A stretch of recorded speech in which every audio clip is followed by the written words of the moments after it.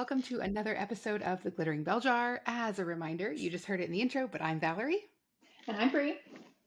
And we are reading Harry Potter backwards-ish. As a reminder, the way we're doing it is that we read the last sentence of a chapter, and then we read the chapter, and then we go backward to the chapter before that. So we are currently working through Harry Potter and the Deathly Hallows, and it is our goal to eventually do all 7 books, but we will just have to wait and see. Is a lot to read these backwards. It is emotionally exhausting to start at the end of a book. We're not like you people who go to the bookstore and pick up the book and read the last page to decide if you like it. That is just too stressful. Honestly, the audacity though. It's just wrong to me. But you do you, but it bothers me. Hey, yeah. If you're here, this is the podcast for you because we are doing your thing. It is hard for us who normally read the book forwards. 100%. It's a good thing I know what's going to happen. It's the only way. I know. I couldn't do it if I did. So in today's episode, we are covering chapters 34, 33, and 32, moving backwards. What we'll do for each chapter is Bree will give us a synopsis, and then I will read the last sentence of the chapter, and then we will discuss before moving backward in time. Yep. Are you ready? I'm ready. Let's do it. So chapter 34 is called The Forest Again. Yeah. So in this chapter, Harry has just discovered the truth. That all this has happened and he must die. That was Dumbledore's plan all along. He must walk to his death all alone, but he ends up finding he doesn't actually have to walk all alone, as the resurrection stone is inside the original snitch. He is then able to walk with his family to Voldemort just in time to the forest to offer himself up as a sacrifice. That's a great synopsis. And here is the last sentence of the chapter. He saw the mouth move and a flash of green light and everything was gone. Mm-hmm. That's a crazy sentence, especially when you read the first sentence of the chapter next, which was finally the truth. Which, as you might recall from our last episode, the next chapter, if you're reading forwards, is King's Cross, where Harry gets the truth, the whole truth, and nothing but the truth in his own mind. So in some ways, this last sentence and first sentence do a little bit of symmetry. They work together. They kind of make sense if you read them this way. So maybe you people reading the last page might have something makes a little sense out of the book if you read it that way. I guess. I can't. Me either. When I read that, it reminded me of the memories that Harry has of the first time Voldemort, put a curse on him. I don't know if he saw his mouth move, but we do see that flash of green light. So it's one of his first memories and his, potentially his last.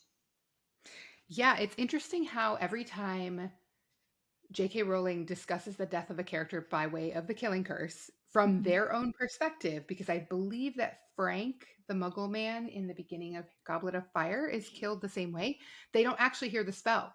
And just like Sirius is going to say in this chapter, it's quicker and faster than falling asleep. You don't even hear it happening. It happens before you're even aware of it, which is really interesting. I personally, like many people, am uncomfortable with the concept of death, but also think about it a little bit. And I'm curious if that is kind of how it goes. I won't be able to report back after it happens, but trust me, I'll be curious when I get there.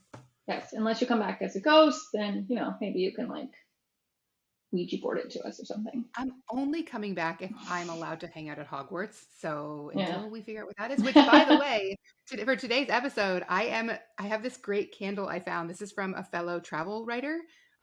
She's called the Chaotic Scot, and she has these Scotland scented candles, and it is winter in the Highlands. So it smells like delicious hot toddy, exactly what you would want to have a drink of at the Three Broomsticks, after you've been a long day of studying or something like that.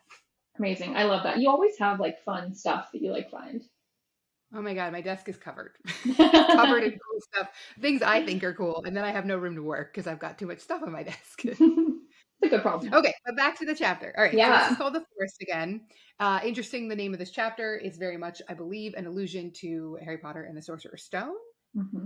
When they go into the forest the first time. That's what I'm guessing when the forest again. Yeah. Just an interesting little illusion. And then I actually, while you're making your next comment, I'm going to check something because I meant to do this before we started recording, but I believe the image in my book, which is the original what is the name of the woman who did the artistry in these books?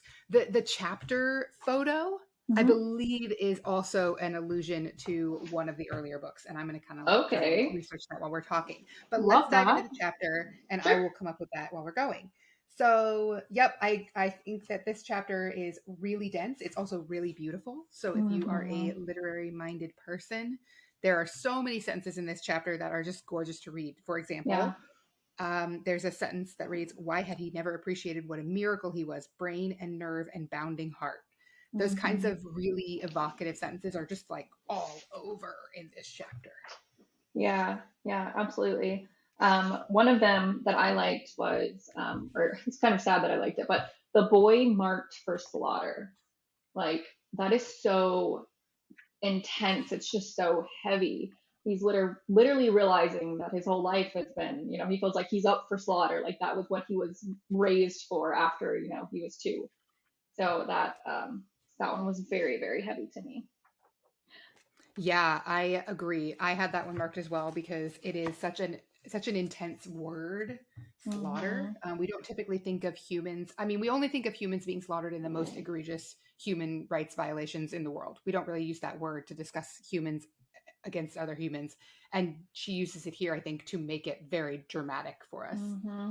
Yeah, And I did want to absolutely. check. I did just confirm that I was incorrect. I thought for some reason that the illustration at the chapter of the Mirror of Erised was very similar to this one, where Harry is looking at his family. He is in Mm-hmm. the both illustrations. He's looking at his family, but in the Sorcerer's Stone, the Mirror of Erised, it's not very defined. Whereas in the beginning of this chapter in my book, it is clearly a picture of Lily, Harry and Lily looking at each other for the first time, which maybe I'm Mm-hmm. jumping ahead or jumping around, but that is actually, I have confirmed, the first time that Harry ever speaks to his mother. Oh, So, that's so sad. um, the first words he ever hears or remembers hearing from his mother are, "You've been so brave." Mm. Every other time that Lily has appeared in the Mirror of Erised, in Priori Incantatem, when she appears with James out of Voldemort's wand, she never speaks. These are the first Yeah. words he hears. And it's his first chance to speak to her because he was a child. He was a baby, basically, when she died. So this, Yeah. to me, I think that's why that's the image that was chosen for this chapter, because it is finally, after so much of the book is about his father, it's about how similar he is to his father, learning his father's Mm-hmm. history, all that. He has these small moments with his mom. This one is the most important to me because it's when he finally hears from her and she's so proud of him. Oh, that is so heartbreaking. This chapter is so heavy. This whole episode is going to be heavy. Oh, yeah. I do love that though. I never caught, you know what? I don't pay attention to those illustrations. So, I'm going to have to know. Yeah, since we started reading backwards, I actually Mm. put a sticky note at the front of every chapter and cover it up. So by covering it up, I have to look at it, like actively Okay. look at the picture. Yep. Wow. Yep. Oh, it's That's how I do it. I have Hagrid. like, Oh wait, my what? God. I'm looking at chapter 36 from our previous episode. Look at Hagrid carrying Harry. Ugh. That's so Wait, third sad. chapter 36. Hang on, hang on. So Now we're page just lost. Oh 724. yeah. Oh my gosh, that one is Oh. so we are reading, by the way, we are obviously reading the same like version edition, which is the kind of old school one that they used to sell. No guarantees if we ever reference a page number that it is the same page number to you. We apologize for that. Mm. Yes. Unfortunately, we just can't control which version you're reading and which version we're reading. But if you Right. get the original what's her name? Mary Grand Pré. If you have the Mm. original Mary Grand Pré versions, the hardbound ones, that's what we're reading. Mm-hmm. Yeah. You can just go to your Anyway, back local to the used chapter. bookstore. We keep getting distracted. Yes.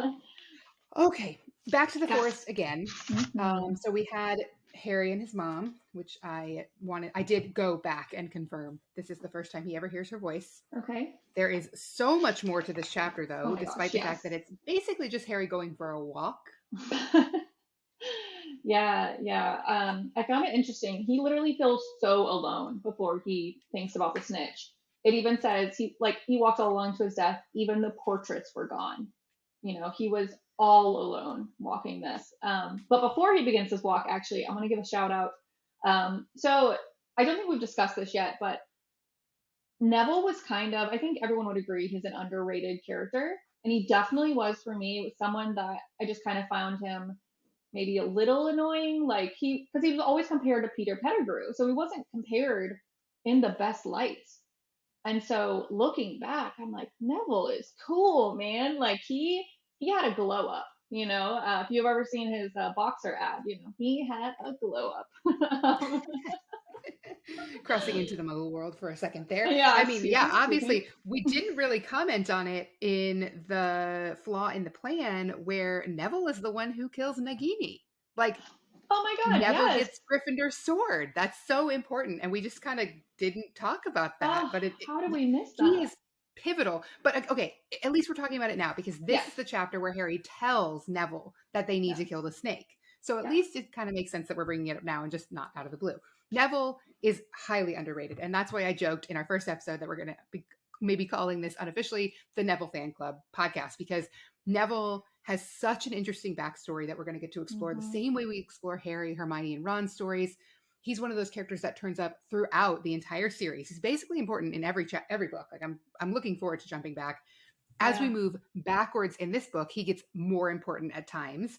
yeah, It's just he kind of does get written off, and it is not warranted considering he could have been Harry in terms of the prophecy. 100%. Yeah. Something I noticed about Neville. So Harry sees Neville, or Neville sees Harry essentially, and Neville he still believes in Harry, and he says, "We're all going to keep fighting." Like, that, right? Like, Neville always had faith in Harry. I believe, like, in the beginning when Harry's called a liar, whenever they're like, "Oh, he's not. He who shall not be named is not back. I don't believe you." I think maybe it's Seamus who says that. Um, and Neville's like, "No, me and my grandma believe in him." And that's when they start Dumbledore's army, and he literally takes that last task.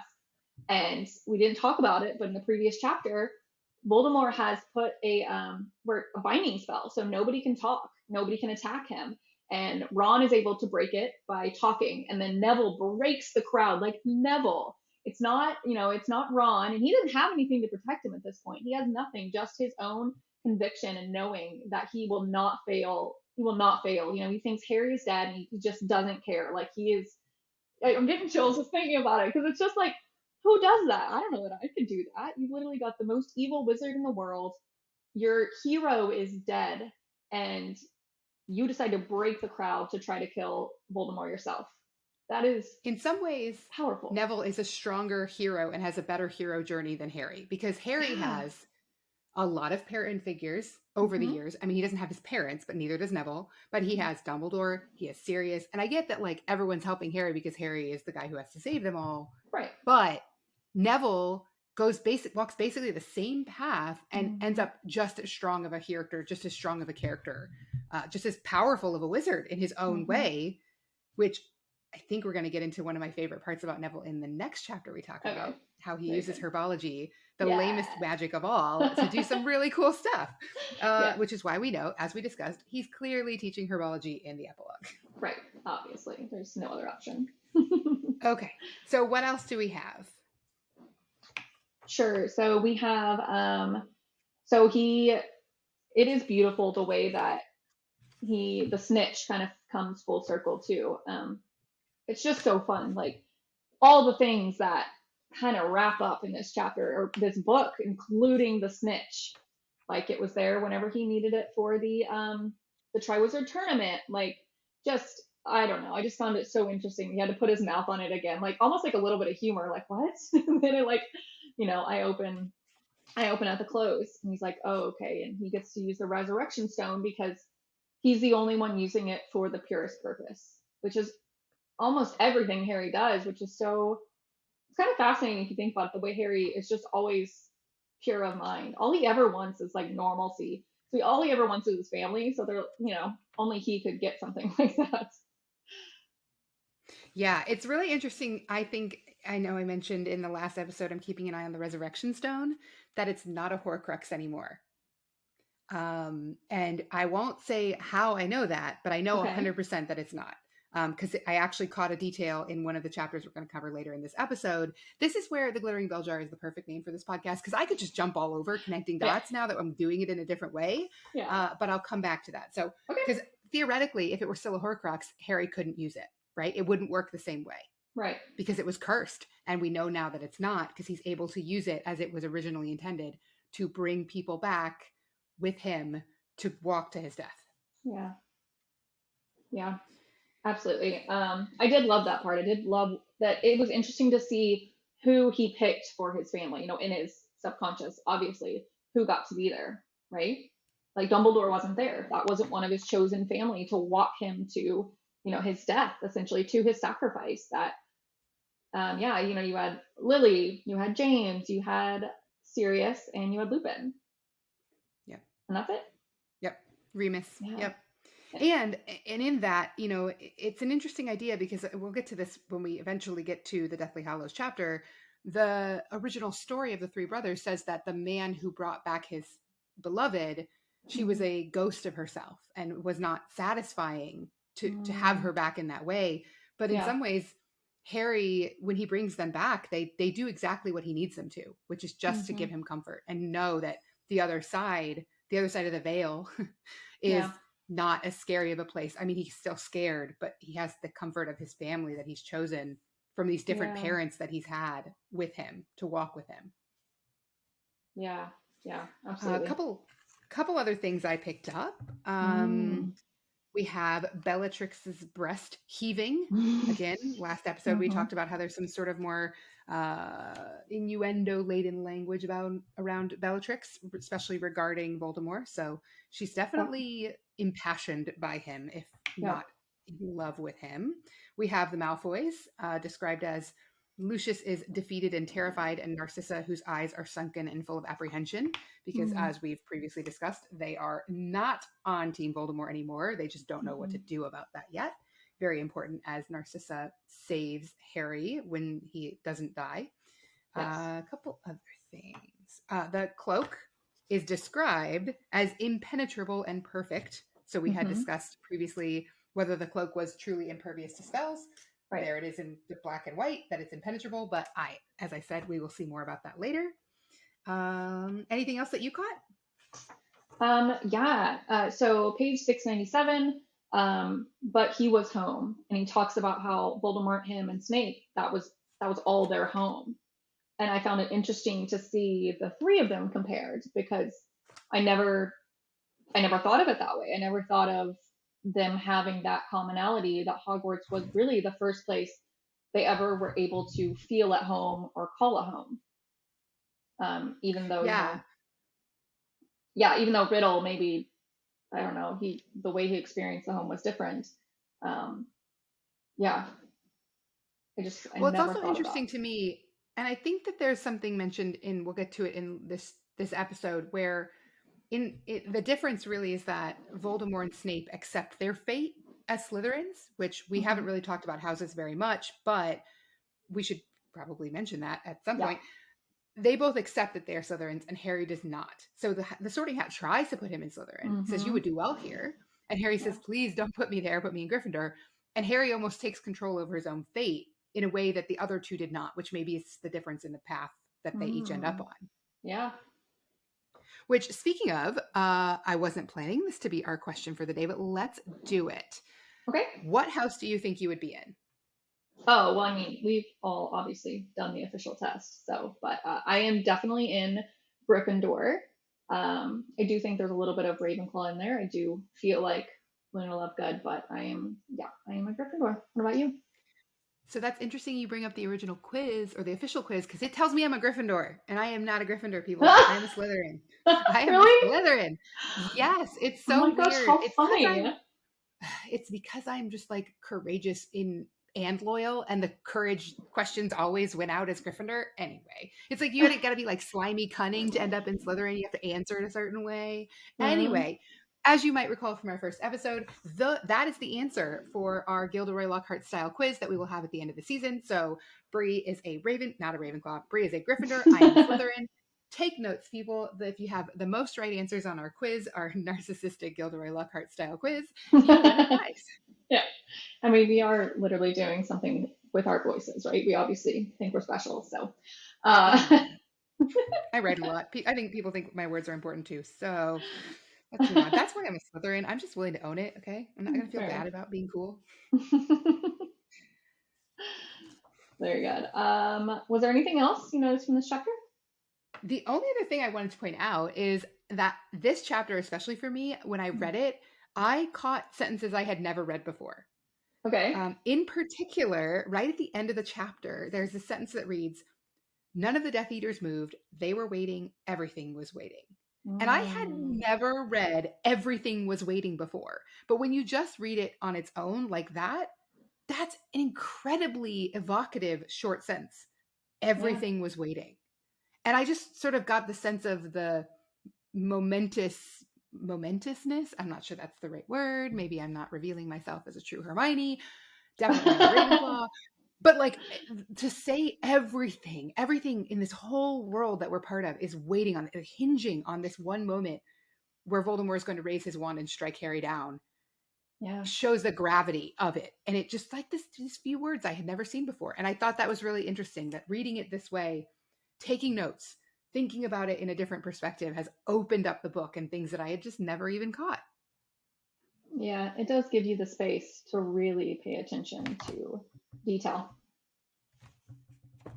Yeah. And I'm excited because in the next few chapters, I Hmm. have a lot of notes, which means there are a lot of good details. Yeah, it's actually helping me. So I am applying to a couple grad schools, or like 10 actually. So I increase my odds for MFA for creative writing. You have like a 1 to 5% chance of getting in, but having to write my own short stories, this is actually helping because obviously this book is full of beautiful, beautiful details. Yeah. And that's what we're Yeah, trying to kind of dig more into by going backwards instead of forwards. yeah, So let's go that's, backward. Let's yeah. jump back in time to Okay. chapter 33, The Prince's Tale. Mm, such a heavy, heavy chapter. So Oh my God. basically, yeah, we're gonna be all right. I might cry. Basically, the entire chapter takes us through Snape's memories, beginning with Snape spying on Lily, forming a friendship with her. You get to see patterns of her always wanting to be Snape's friend, and but then you kind of see Snape fighting against his nature to be dark and her wanting to believe in him, from making fun of Petunia, calling everyone but Lily a mudblood, just the beginning and the end of their friendship. And then, you get to see further along his journey how he tries to make amends for that. Yeah, this chapter has so much. I remember reading this chapter the first time and just bawling my eyes out because it was so much information. It's the whole other story. This is Yeah, a whole 7 books. Like this could be the story of Snape, this man who is brought up in a house that is not loving, is not caring. His father is an angry man. His mother is not particularly warm and giving to him. He escapes to go to live at Hogwarts. It's his home. He finds it there. He finds this girl that he's friends with that he then eventually loves. And then through a combination of his upbringing and his nature and the people he chooses to surround himself with, he loses almost everything and then spends the yeah, entire rest of his life trying to get it back or at least redeem for his actions. It's yeah, just super dense. There's so much revealed yeah, to make sense of both Snape's story and Harry's story. I mean, we talked at some points in brainstorming this podcast about following Snape more closely too. I think that's going to happen inevitably because he does serve as a foil for Harry. This is the chapter where you get Snape. This is Snape revealed to the audience. And yeah, then you can't feel bad. You don't dislike him anymore. You feel sorry for him. You yeah. wish he had made different choices and had different opportunities Ugh, because it's so just heartbreaking. like with Neville, like with Riddle, it matters so much the options that you have and the choice that you make. Yeah, That said, absolutely. I will read the last sentence. Okay. I will then read the first sentence of the next chapter as a reminder. So, Okay. Harry rose up out of the pensive, and moments later he lay on the carpeted floor in exactly the same room. Snape might have just closed the door. And then the next Mm, sentence is finally the truth.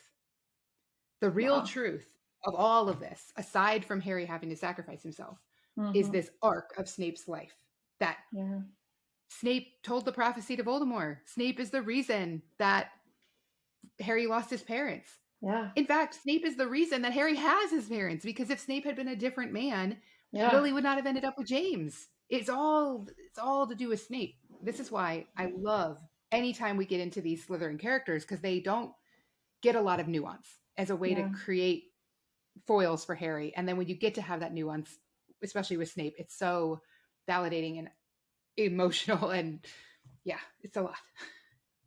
It is. It is. I would like to say for the record, though, that I did always like by book 5. I was like, oh no, Snape's a good guy. I knew it. There was a huge debate about that. I Mhm. remember, like, is Snape good or bad? And I was like, it doesn't really matter. It matters how he behaves, and he never behaves with kindness. But he didn't behave that way for different reasons than I thought. I'll concede Right. that. I have a lot of disparate thoughts on this chapter. Is it okay if I just run through a bunch of them? Sure.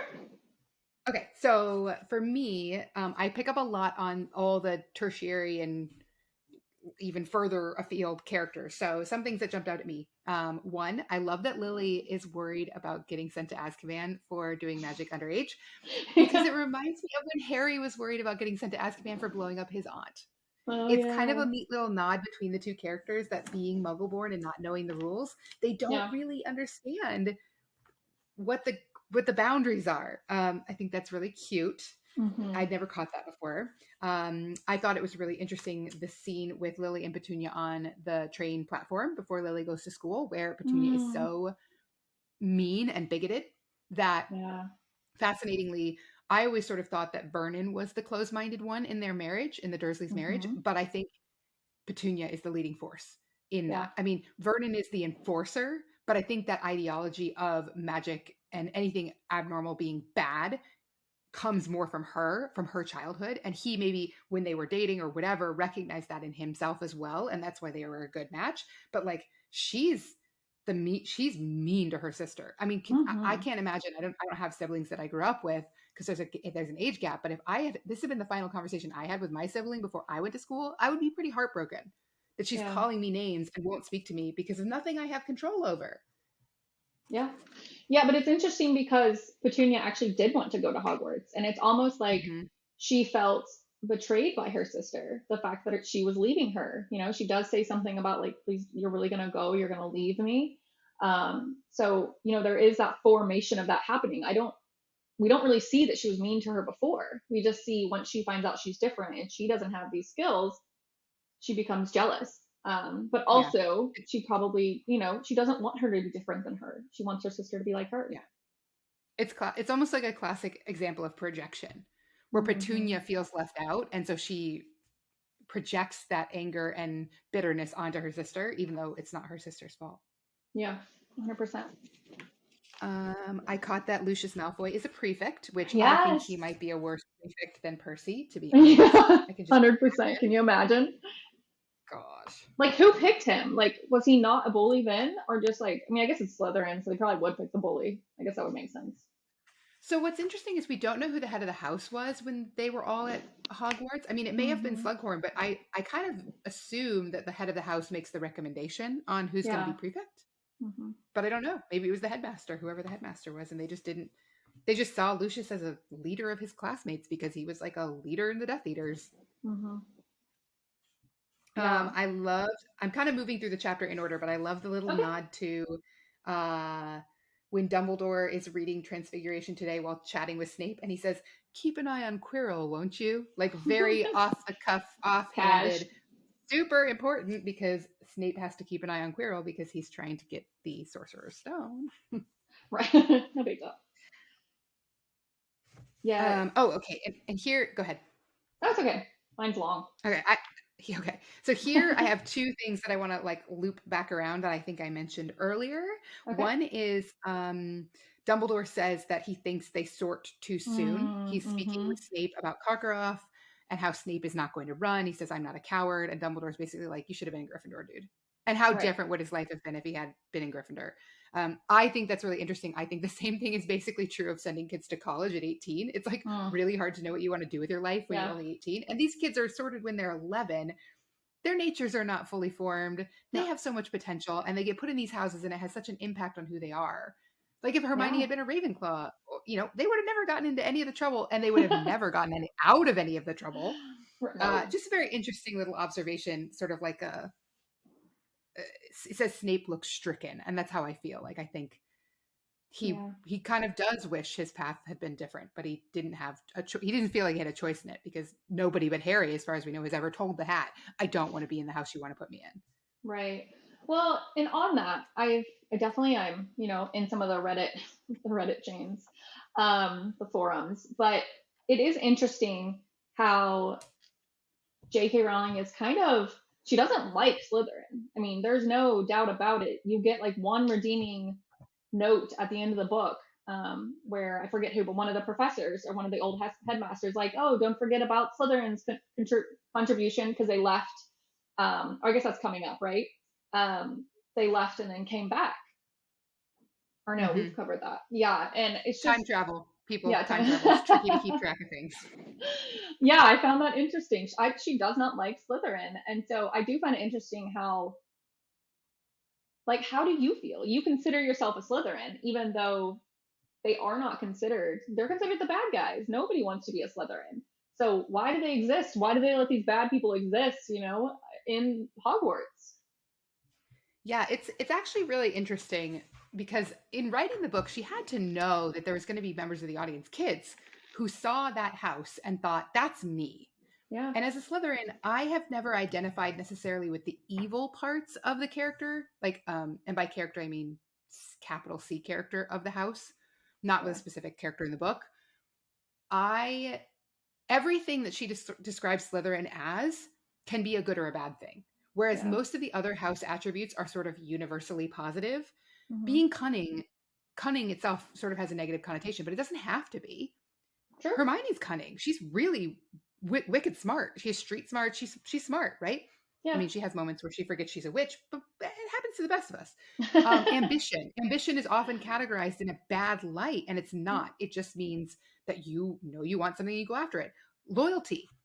She mentions that Hufflepuffs are loyal, but she also says that Slytherins will do anything for their friends, which to me is the same thing. But people don't ever interpret them the same way. So I guess I won't say, oh, Slytherins are misunderstood. I think that Slytherin, by nature of it being a book, has to be cast as the opposite, and the Yeah. opposite of good is not good or evil. But there's traits that describe Slytherin that are more ambivalent, and it Yeah. really, to me, then says it's the character of the person in the house as to Mhm. how they turn out.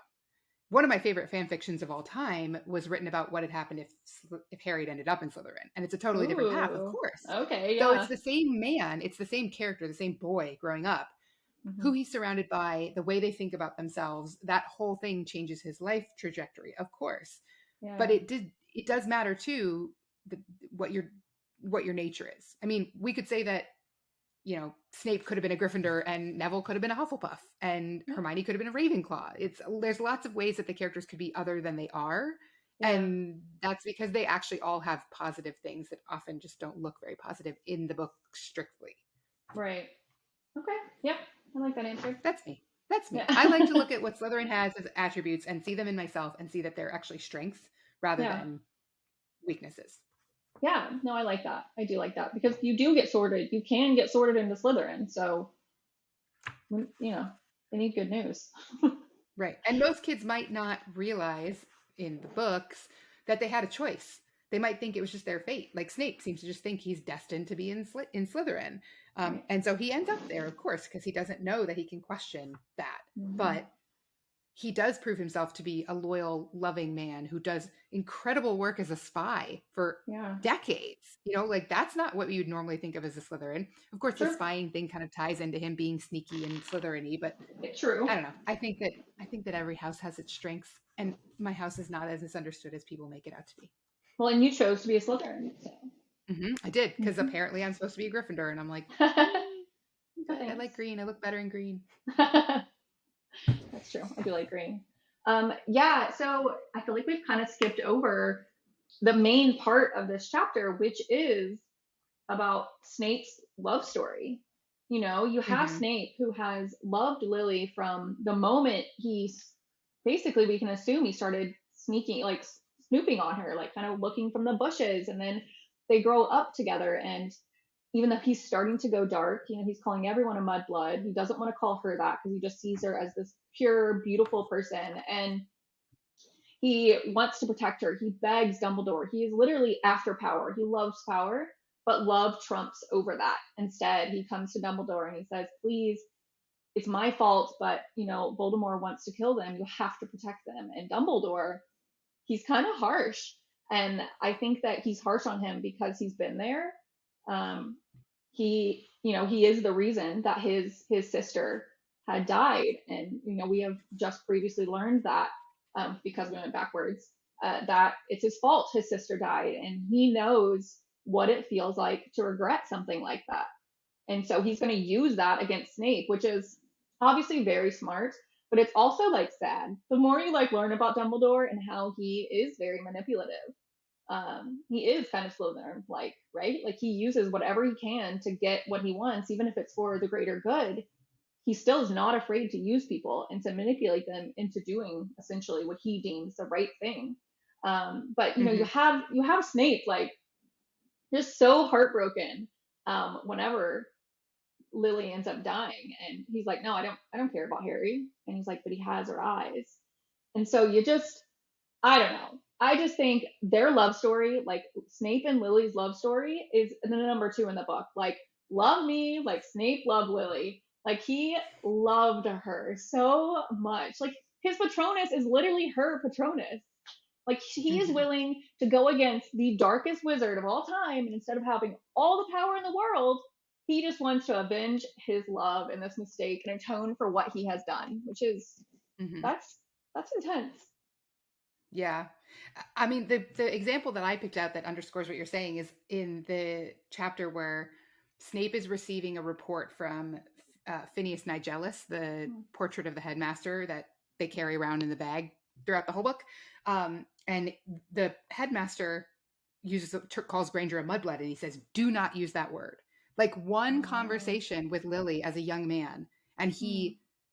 he probably puts on his spy attitude, and he uses that word when he has to, when he's in that company to protect his cover. But Yeah. when he's alone, when there's no one to judge him but him, he doesn't use the word anymore. That's how important Yeah. Lily was to him. Hmm. I'm sorry, And all Snape. he wants at the end of his life is to see Lily, and he looks in Harry's eyes to see her. Oh, I know. That killed me. Like, yeah, we'll talk about that coming soon. But yeah, I love this chapter because you do get to see the other side of Snape, and you get to see this kind of sad but strong love story, which again, you see love throughout this book series over and over and over again. Um, Yeah. yeah. And I did see one more thing. It's page 685, and Dumbledore talks about how he doesn't think that Voldemort will try to, go into Harry's mind again because it was too much pain for him. So unless I'm missing something, and you can remind me, but Harry sees Voldemort's mind all the time. So does that mean that Harry can handle pain that Voldemort cannot? So my understanding, and this is something that is covered more in the end of Order of the Phoenix, is Mm-hmm. that the reason that Voldemort can't handle Harry's mind is the love in his heart. That's what Okay. drives Voldemort out. Okay. So he, just jumping around in time. When Voldemort possesses Harry at the end of Order of the Phoenix, the thing that drives Voldemort out is the memory of the loss of Sirius, who's just Mm, died at that point in the book. mm, That pain, that love and pain is so strong, and Voldemort has no concept of that because he doesn't love anything and he doesn't feel any pain. It is too much for him to handle. And okay. so Harry can go into Voldemort's mind because Voldemort doesn't have any of those emotions like that. He just has Mm-hmm. anger, and Harry can handle that. Whereas Mm-hmm. Voldemort can't come into Harry's mind because of the love and sorrow and grief. Okay. Yeah, and there was a quote here which kind of backs up what you're saying. Like Voldemort's soul, maimed as it is, cannot bear close contact with a soul like Harry's, like a tongue on frozen steel, like flesh and flames. And Severus says, "Souls? We were talking of minds." Then Dumbledore. In the case of Harry and Lord Voldemort, to speak of one is to speak of the other. I Mm-hmm. also found that part interesting. To speak of one is to speak of another, and that's, we don't know when you're reading it chronologically, we don't know what's happening. So you're kind of like, okay, you know what I mean? You don't understand. You haven't quite gotten that they are so very much connected. Mm-hmm. It's kind of our first Easter egg learning, that they're connected. Yeah, because at this point, if you're reading it forwards, you don't Mm-hmm. yet know that there's a Horcrux in Harry, Yeah. and that's why he has to sacrifice himself. Mm. Yeah. Okay, I have two two last things really quick, Okay. and then we'll jump on to the final chapter because I know we're running long in this episode. Thanks for sticking it out. First of all, I mentioned in the previous chapter that we know that the resurrection stone is no longer a Horcrux. On page Hmm. 680 in my book, Okay. Morvolo Gaunt's ring lay on the desk before Dumbledore. It was cracked. The sword of Gryffindor lay beside it.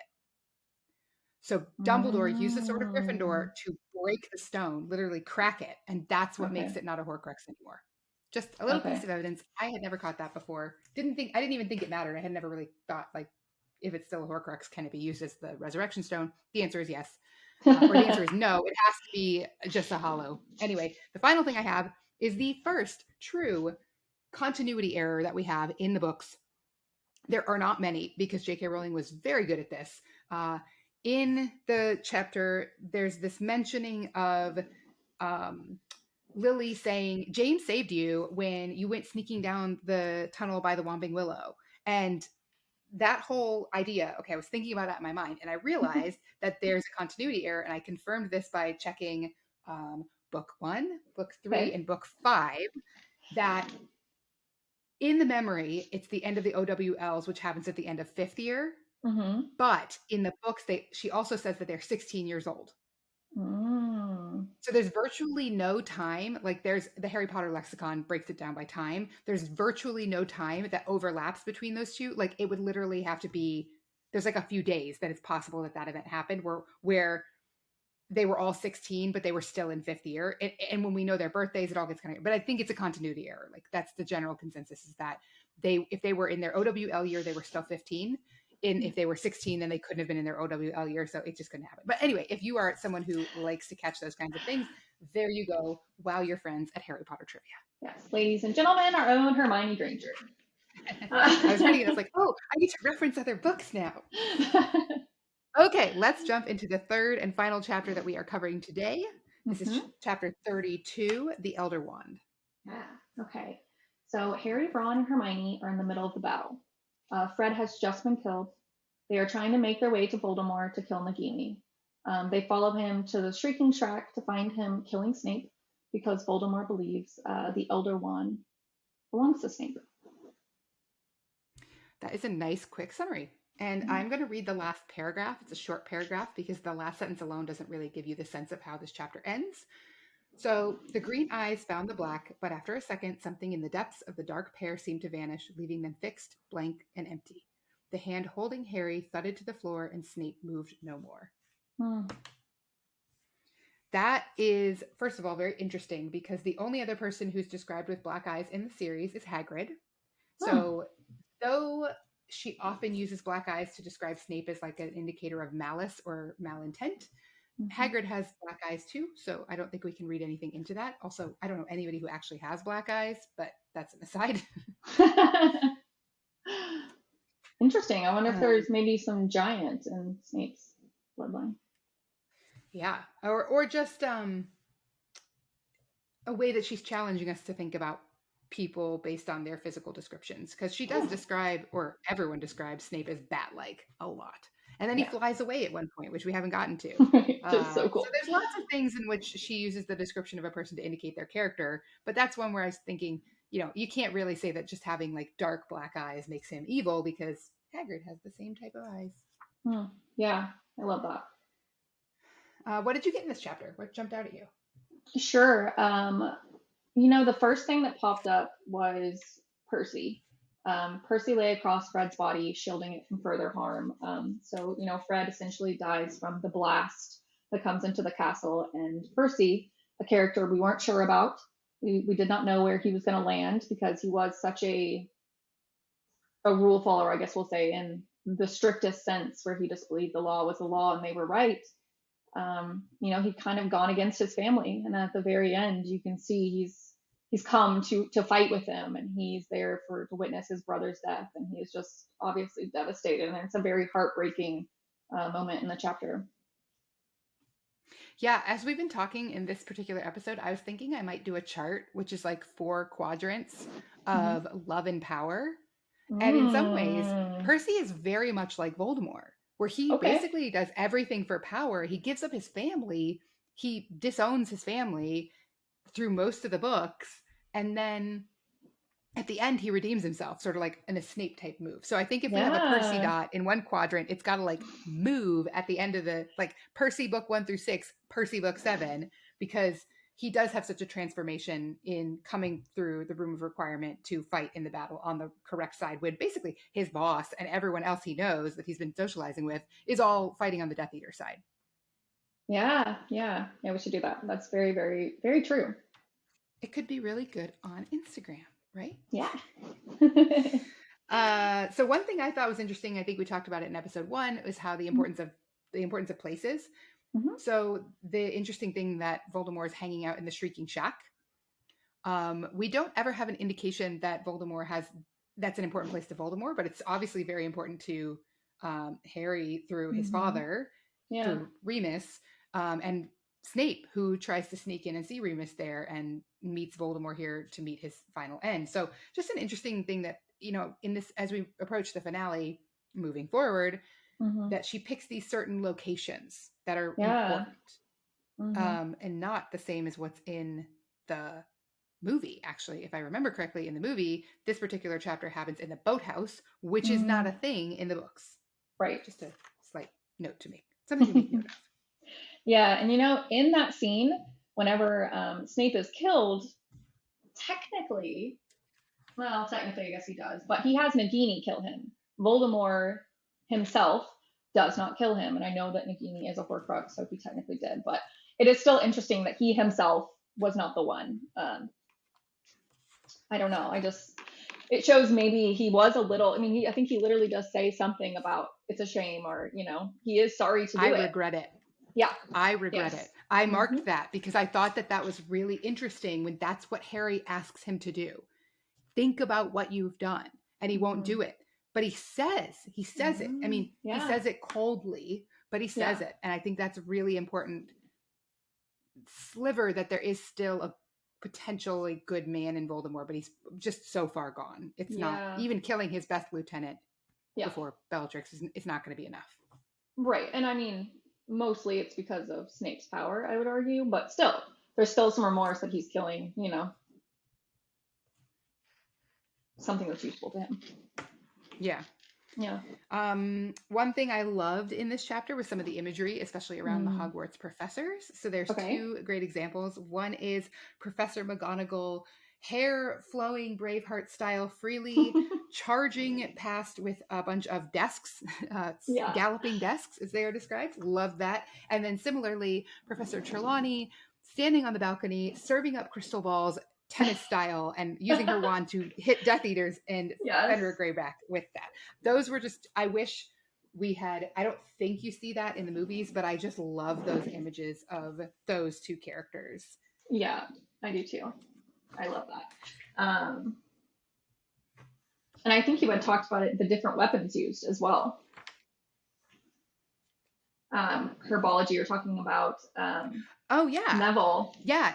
It's really interesting how, actually, what we think about this, this is a great thing to point out. Thank you for saying that, because now I'm kind of thinking about it, right?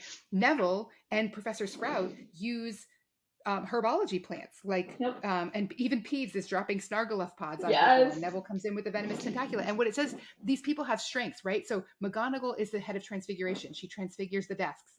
Trelawney is the head of divination. She uses the crystal balls as weapons. Neville and Professor Sprout are all about herbology, so they naturally they're going to use the magic that's their specialty.